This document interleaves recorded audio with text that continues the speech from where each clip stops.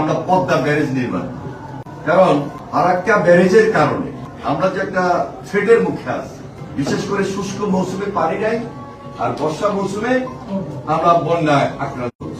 এই মুহূর্তে আমরা যদি পদ্মা ব্যারেজটা না করি, আমরা যদি একটা রিজার্ভারের মধ্যে পানিটা যদি না রাখতে পারি, তাহলে ওই যে নদীগুলার যে সিস্টেম, এই সিস্টেমের মধ্যে পানি ঢোকানো কষ্ট হয়ে যাবে।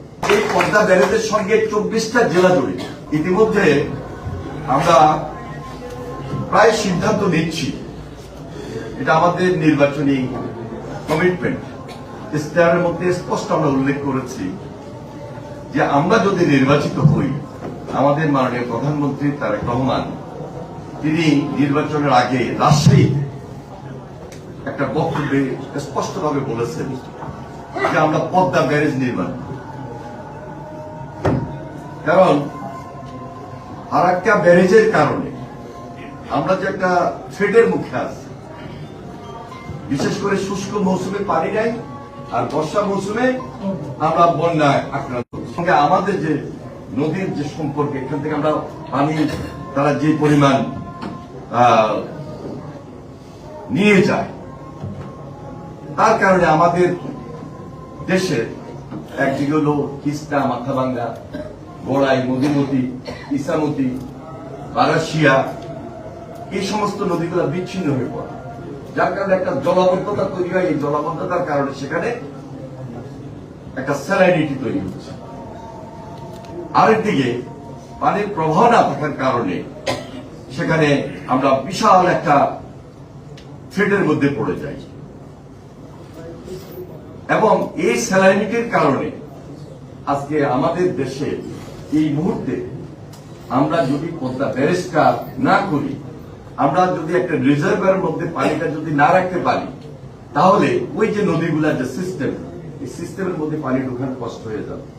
যার কারণে আমাদের দেশে এই মুহূর্তে আমরা আগেও চিন্তা করেছি, এখন তো আমরা আল্লাহর হুকুম যে দেশের জনগণ আমাদেরকে যেহেতু নির্বাচিত করেছেন, ওই কমিটমেন্টটাকে আমরা রক্ষা করতেই হবে। কারণ এই পদ্মা ব্যারেজের সঙ্গে 24টা জেলা জড়িত। এই পদ্মা ব্যারেজের সঙ্গে কুষ্টিয়া অঞ্চল, পাবনা অঞ্চল, রাজশাহী অঞ্চল, বরিশাল, ফরিদপুর সহ আমাদের যশোর, খুলনা, পুরো বেলটা জড়িত। বাংলাদেশের 7 কোটি মানুষের ভাগ্য জড়িত, জীবন জীবিকা নিয়ে জড়িত। আরেকদিকে এই যে সুন্দরবন, সেই সুন্দরবনের যে ইকোসিস্টেম, সেটা সম্পূর্ণভাবে ভারসাম্যহীন হয়ে পড়েছে। তাহলে এখন থেকে আমাদেরকে আজকে আপনার কি নোট বলেন আর আপনার সাবজেক্ট বলেন, আমাদেরকে মনে করিয়ে দেয় যে ওই পদ্মা ব্যারেজটা নির্মাণের ক্ষেত্রে আমাদেরকে বেশি সতর্ক করতে হবে। কারণ না হলে এই স্যালাইনিটির কারণে আমাদের এই হাজার হাজার কোটি টাকার প্রজেক্ট এটা থ্রেটের মুখে হয়তো বা পড়তে পারে। আধুনিক যুগ, আধুনিক আপনাদের এখানে অনেক ইঞ্জিনিয়ার সাহেবরা আছেন, আপনাদের পরামর্শই তো করা হচ্ছে বা করা হবে। বিশেষ করে আমাদের ওয়াটার বোর্ডের যে রিসার্চ এবং প্ল্যানিং অর্গানাইজেশন ওয়ার্কো, তারাও একদিকে এটা সমীক্ষা করেছেন। দেশি বিদেশি অনেকগুলো ডিপার্টমেন্ট এটা সমীক্ষা করেছেন। আমাদের বাংলাদেশে IWM ওনারাও সমীক্ষা করেছেন। সবকিছু মিলে আমরা একটা প্ল্যানের দিকে যাচ্ছি, পরিকল্পনার দিকে যাচ্ছি যে আমরা কবে নাগাদ এটাকে দৃশ্যমান এবং বাস্তবায়ন করতে পারব। তাহলে বাংলাদেশের 3 ভাগের 1 ভাগ এলাকা, টোটাল বাংলাদেশের 3 ভাগের 1 ভাগ এলাকা, 7 কোটি মানুষ, আমরা তাদের জীবন জীবিকার কথা চিন্তা করে, বৃহত্তর বাংলাদেশের কথা চিন্তা করে আজকে আমাদেরকে এই সিদ্ধান্তটা নিতে হচ্ছে। পুরো বাধ্য জড়িত, বাংলাদেশের স্বার্থ জড়িত।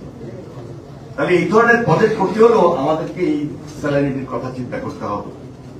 আমাদেরকে এই যে কিভাবে পড়াশোনাটা না হয় সেটা কিভাবে বন্ধ করতে হবে, সেদিকে তো আমাদেরকে নজর দিতে হবে।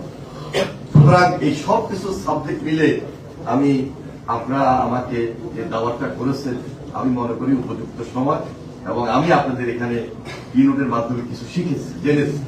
এবং আমাদের অত্যন্ত ঘনিষ্ঠ ভাই, তিনি রাজুকের চেয়ারম্যান, তিনি আমাকে দাওয়াত করা মাত্রই আমি নিজের ব্যক্তিগত ইন্টারেস্ট থেকে আমি না করিনি, ঠিক না? এই ধরনের সেখানে যদি আমার মতো লোক না যায়, তাহলে বাংলাদেশের যে পানি সম্পদ মন্ত্রণালয়, সেখানে টেকনিক্যাল যে টার্মগুলো আছে, আমি শুধু সচেতন হলে তো হবে না, টেকনিক্যালিও তো আমি ফুল এক্সপার্ট তো হওয়ার সুযোগ নাই। এক্সপার্ট যারা আছেন আপনারাই আমাদের সামনে সবকিছু তুলে ধরবেন। কিছু কিছু জিনিস আমাদের জানা দরকার, ওই জানাটার সুযোগ আজকে আমি পেয়েছি আপনাদের আমন্ত্রণ। আমাদের চিফ ইঞ্জিনিয়ার জেডি উনিও আছেন, এবং অন্যান্য যারা আছেন আমাদের সেক্রেটারি,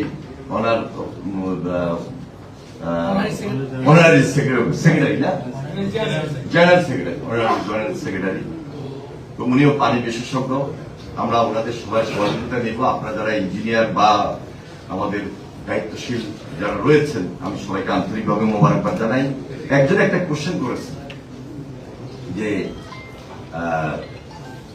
ইয়ে ফাইলের ব্যাপারে, শিট ফাইলের ব্যাপারে। ধর শিট ফাইলটা হবে না কোন ফাইল হবে, এটা তো আপনারা নির্ধারণ করবেন, আমি তো নির্ধারণ করব। আমরা বিশেষজ্ঞ কমিটির উপর ছেড়ে দিই। সুতরাং ইঞ্জিনিয়ারদের উপরেই তো আমাদেরকে ডিপেন্ড করতে হয়।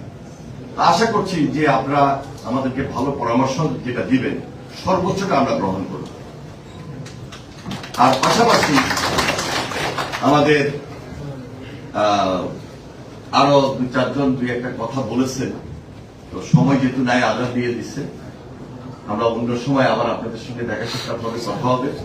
আশা করছি আপনাদের পরামর্শ নিয়ে আগামী দিনগুলোতে আমরা আমাদের যে টেকনিক্যাল সাইট, এই টেকনিক্যাল সাইট হিসাবে আপনাদের থেকে পরামর্শ গ্রহণ করে আমাদের মন্ত্রণালয়ের মাধ্যমে যে সমস্ত স্ট্রাকচারাল বা সাস্টেনেবল স্ট্রাকচারগুলো আমরা সঠিকভাবে সঠিক প্লেসে সঠিক সময় করা উচিত। এবং যুগের পরিবর্তন হয়েছে, আমাদের জেনারেশন থেকে এখনকার যারা এই জেনারেশন, তারা কিন্তু অনেক বেশি জানে, অনেক বেশি বুঝে। তারা আশা করে, সোশ্যাল মিডিয়াতে গেলে আমরা দেখি